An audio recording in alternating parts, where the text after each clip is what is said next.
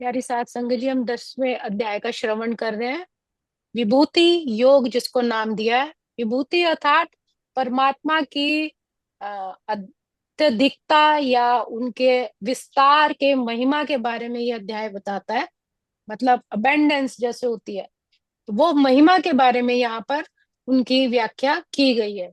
तो हमने श्लोक एक श्रवण कर लिया था, थोड़ा सा सारांश लेके दूसरे श्लोक में प्रवेश करेंगे।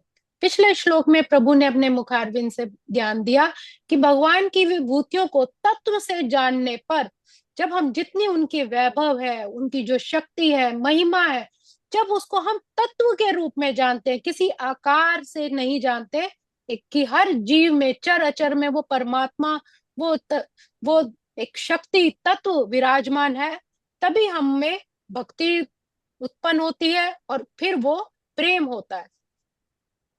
और इसीलिए भगवान आगे कहते हैं कि जो सुनने वाला श्रोता है, अगर उसके मन में श्रद्धा है, प्रेम है, और वक्ता के भीतर भी उसके कल्याण की ही भावना है, तो उसके द्वारा जो कहे गए परम वचन है वो अंदर हृदय में अटल रूप से जम जाते हैं। जब भी हमारे गुरुजन या संत महापुरुष कोई भी हमें बात समझाते हैं या हमारे हित की बात जब भी वो करते हैं, तो हमें भी अपने मन में उसी तरह से श्रद्धा प्रेम रखना चाहिए, ताकि उनके मुखारविंद से निकले हुए परम वचन हमारे हृदय में भी अटल रूप से जम जाए, क्योंकि इसी में ही हमारी भलाई है और इसी से हमारी भक्ति भी जागृत होती है और हमारा उस परमात्मा के लिए प्रेम बढ़ता है। और उसी संदर्भ में अगला श्लोक, श्लोक क्रमांक 2। न मे विदुः सुरगणा प्रभवं न महर्षयः अहं मार्दिः देवान् शामी पीछे, शामी पीछे। महिर्षियाणां हाँ, च गोरी प्यारी थी। सर्वशः।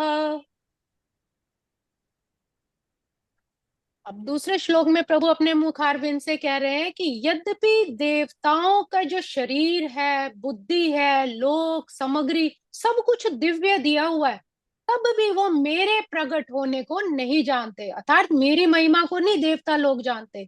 मेरा जो विश्व रूप, विराट रूप है, मत्स्य हुआ, कच्छप हुआ, या जितने भी मेरे अवतार हुए हैं, ऐसे मेरे प्रकट होने के उद्देश्य को, कि ये मैंने क्यों उनका मेरे अवतार लिया, क्या उनका लक्ष्य है, किस हेतु से ये सभी लीलाएं होती हैं, देवता भी पूरी तरह से नहीं जानते। हम भी परमात्मा को पूर्ण तरह से कैसे जान सकते हैं? मेरे प्रकट होने का पूरा पूरा जानना तो दूर, मेरे तो दर्शन भी उन्हें बड़ी कठिनाई से होते हैं। प्रभु ने जितनी बार भी जन्म लिए, अवतार लिए, देवताओं को भी वो दर्शन सुलभ नहीं थे। उन्हें भी कोई ना कोई वेशधारी करके, वेश अपना बदल के स्मर्त लोक पे आना पड़ा और उनके दर्शन किए। जैसे कागा रूप में आए श्री राम के दर्शन के लिए, या जब भगवान कृष्ण के अवतार हुआ तो शिव शंकर भी बोले जो थे वो साधु के वेश में आए। तो देवताओं को भी उनके जो लीला है उनका पूर्ण दर्शन नहीं हो पाता, उनके वो भी उस चीज के लिए तरसते हैं।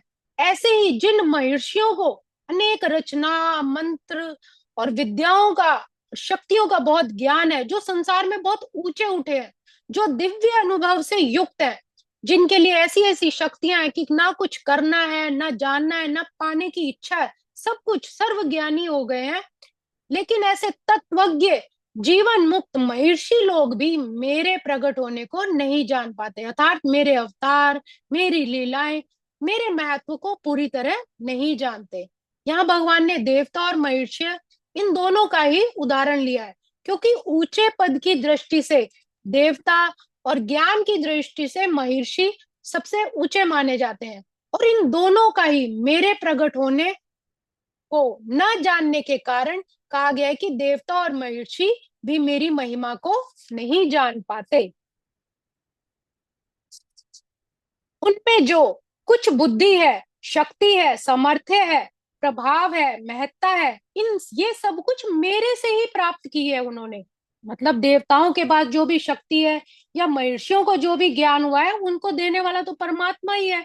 इसलिए मेरे से प्राप्त किए हुए प्रभाव, शक्ति, सामर्थ्य आदि को वे मेरे को पूरी तरह से कैसे जान सकते हैं? जो सर्वशक्तिमान है, सर्व ज्ञानी है, अगर वो अपने पास से कुछ दे भी देता है थोड़ा बहुत, कुछ दिव्य चीजें, कुछ दिव्य शक्तियां मनुष्यों को, देवताओं को भी दे सकते हैं, लेकिन वो स्वयं इतना शक्तिशाली है तो उनकी महिमा को कैसे जान सकते हैं? अर्थात नहीं जान सकते।